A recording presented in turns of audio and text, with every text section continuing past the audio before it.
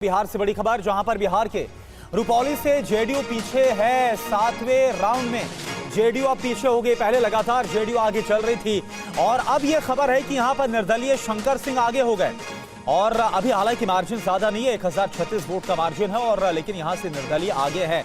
रुपेश इस वक्त हमारे साथ जुड़े। रुपेश, यहां पर लगातार काफी बदलाव देखने को मिल रहा है। लगातार पहले जेडीयू आगे चल रही थी, बीमा भारती पीछे और अब निर्दलीय आगे हो गए। देखिए बिल्कुल, और ये बढ़त अगर जारी रहती है तो एक बड़ा उलटफेर होगा। और 1100 वोटों से आगे थे, अभी लगभग 1500 वोटों से आगे हो गए हैं निर्दलीय शंकर सिंह। और शंकर सिंह अगर ये बढ़त बनाए रखते हैं, अगर वो चुनाव जीतते हैं तो एक बड़ा उलटफेर, और दोनों धड़े जो हैं, चाहे वो एनडीए हो या इंडिया हो, ये दोनों के लिए एक बड़ा संकेत होगा। वैसे बिहार के चुनावों में जातीय गोलबंदी होती रही है, खास करके विधानसभा के चुनाव होते हैं तो जातीय गोलबंदी होती है, और ये भी एक जातीय गोलबंदी का ही परिणाम है। बहुत स्थानीय मुद्दे थे, अगड़ा पिछड़ा हुआ, एक ही जाति के दोनों उम्मीदवार, यानी कि वो एनडीए ने दिया और दूसरे तरफ इंडिया गठबंधन की तरफ से, यानी कि आरजेडी ने जिसको अपना टिकट दिया और जेडीयू ने जिसे टिकट दिया, दोनों एक ही जाति के थे। लेकिन इस बीच में वहाँ अपनी बढ़त बना ली शंकर सिंह, जो अगड़े हैं। और कहीं ना कहीं भारतीय जनता पार्टी के लिए, जेडीयू के लिए ये एक सबक है, या फिर एक अगड़ों ने अपने गुस्से का एक संकेत दिया है। बीजेपी भी कहीं ना कहीं इस रूप में ये समीक्षा करेगी कि क्या अब वो अपनी उपेक्षा से नाराज जो अगड़े हैं, उन्होंने अपने गुस्से का इजहार किया है, वो संकेत दिया है। क्योंकि एक सीट पर जब उपचुनाव होते हैं, उसके परिणाम, इसके पहले आप मुजफ्फरपुर में कुढ़नी में एक सीट के लिए चुनाव हुई थी, और उस चुनाव का जो परिणाम आया वो भी अपने आप में एक संकेत था, और दोनों धड़ों ने उसके मायने मतलब निकाले और वो कोर्स करेक्शन किया। ऐसे में चूंकि 2025 में बिहार में विधानसभा के चुनाव होने हैं, और उसके पहले रुपौली में लगातार एक बड़ा उलटफेर देखने को मिल रहा है। पहले जेडीयू आगे चल रही थी और अब यहां से निर्दलीय है शंकर सिंह, वो आगे चल रहे हैं। बहुत बहुत शुक्रिया आपका इस पूरी जानकारी के लिए रुपेश। और अगली खबर का रुख करें पश्चिम बंगाल से खबर, जहां रायगंज से टीएमसी की जीत मिली है और रायगंज से टीएमसी के कृष्णा कल्याणी जीत गई है।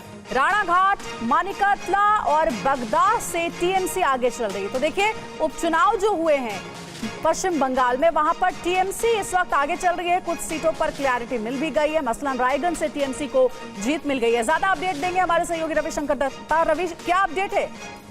फुलपोड़ी सभा से उसका जवाब दिया है मानिक तलावासी ने, आज जवाब दिया है। ये 2 साल से आप लोगों का कोई विधायक नहीं था। 2 साल से आप, इसीलिए तो वो झूठा मामला करके उसको रोक दिया था। फिर सुप्रीम कोर्ट ने थप्पड़ मार के ये इलेक्शन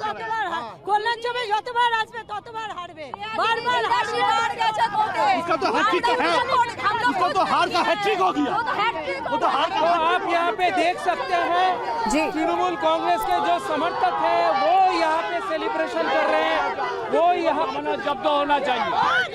तो यहाँ पे साफ साफ जाहिर हो जाता है कि एक विधानसभा चुनाव में अगर 62,000 का लीड मिलता है तो वो कितनी बड़ी जीत है, जो कि एक लोकसभा में नहीं मिलता है। 7 विधानसभा मिलके यहाँ पे एक विधानसभा से 62,000 का लीड मिल रहा है, और वो तृणमूल कांग्रेस का यहाँ पे लीड है। रवि, रायगंज से तो टीएमसी जीत गई है, लेकिन बाकी की 2 सीटों का क्या हाल है? देखिए, हर सीट में तृणमूल कांग्रेस जीत रहा है, लेकिन मानिकतला में जो लीड मिला है, रायगंज तृणमूल कांग्रेस जीत चुकी है, यहाँ पे मानिकतला तृणमूल कांग्रेस जीत चुका है। बाकी 2 सीट्स में लीड है, और एक आधा घंटा के जो दरमियान है उसमें उसका भी रिजल्ट आ जाएगा, जिसमें साफ साफ ये झलक देता है कि इतनी बड़ी अगर लीड है तो वो लीड कहां तक पहुंच सकती है। एक लोकसभा में जितना बड़ा लीड नहीं मिलता तृणमूल कांग्रेस को, वहां लीड मिल चुका है। बिल्कुल, तो ये टीएमसी के लिए बहुत बड़ी बात है, क्योंकि इससे पहले जो 4 में से 3 सीटें थी वो बीजेपी के पास थे, लेकिन अब टीएमसी एक जीत चुकी है और बाकी पर आगे चल रही है, ट्रेल कर रही है। इस बीच अगली बड़ी खबर का रुख कर रहे हैं, जो कि मध्य प्रदेश से है, जहां की एक सीट पर हुआ था उपचुनाव। और अमरवाड़ा पे क्या हाल है ये आपको बताएं। अमरवाड़ा से बीजेपी आगे हो गई है। बीजेपी प्रत्याशी 600 वोटर से आगे हो गए हैं। 18 राउंड की काउंटिंग पूरी हो गई, सिर्फ 2 राउंड की काउंटिंग बची है, यानी बड़े कांटे की टक्कर यहां पर नजर आ रही। इससे पहले आपको बता दें, कुछ देर पहले हमने आपको बताया था कि किस तरह से कांग्रेस यहां पर आगे हो गई थी और अब बीजेपी आगे हो गई है। शुभम इस वक्त हमारे साथ भोपाल से जुड़े हुए। शुभम, ये बताइए, अमरवाड़ा पर बड़े कांटे की टक्कर नजर आ रही, बड़ा दिलचस्प मुकाबला है, कभी कांग्रेस तो कभी बीजेपी आगे, एक बार फिर से बीजेपी ट्रेल कर रही है। देखिए, वाकई में करुणा, कांटे की टक्कर का मुकाबला छिंदवाड़ा की इस अमरवाड़ा सीट पर देखने को मिला है। टोटल 20 राउंड थे। शुरुआत के 4 राउंड में बीजेपी आगे चल रही थी, अच्छे 3-4 हज़ार वोटों से बीजेपी के प्रत्याशी आगे थे। 5वें राउंड से कांग्रेस के प्रत्याशी आगे हुए। 17वें राउंड तक कांग्रेस के प्रत्याशी लगातार आगे रहे, कभी 3,000 वोट से, कभी 4,000 तो कभी 5,000।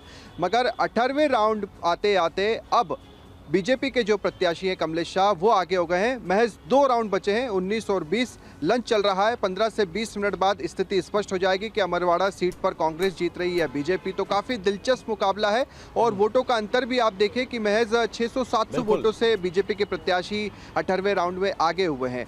तो 19 और 20वें राउंड में क्या होता है, यानी कि कांटे की टक्कर का मुकाबला रहेगा। कोई बड़ी जीत नहीं रहेगी यहाँ पर, 1000-1,500 वोटों से ही कोई ना कोई प्रत्याशी जीतता हुआ नजर आ रहा है। बिल्कुल, बहुत बहुत शुक्रिया। यानी कि ये भी संकेत साफ है कि कोई भी जीतता है, लेकिन जो मार्जिन है वो बहुत ज्यादा नहीं होने वाला।